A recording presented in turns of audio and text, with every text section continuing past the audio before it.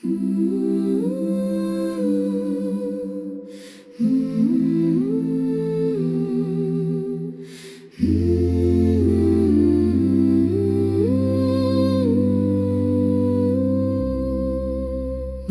wanga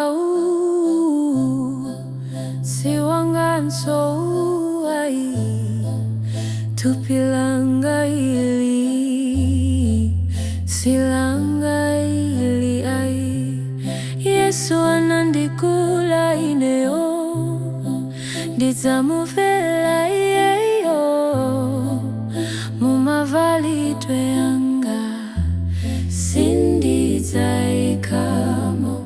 sindizaikamo mamini mutu sindizaikamo meshi kope yanga sindizapota ine zonse zokometsela sinzaikamo.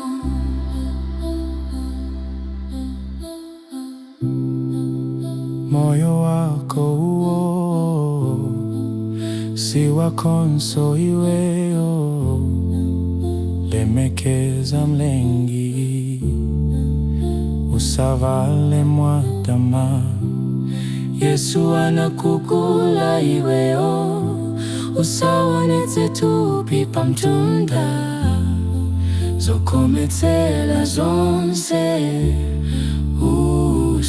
usaikemo.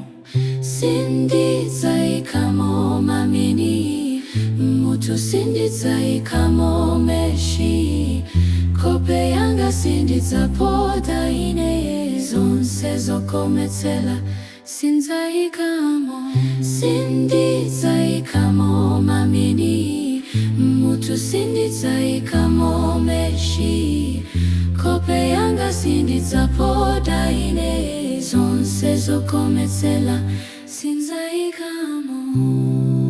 Asikana tisavule tizilemekeze toka anatikula Yesu zonse zodetsa tisaike.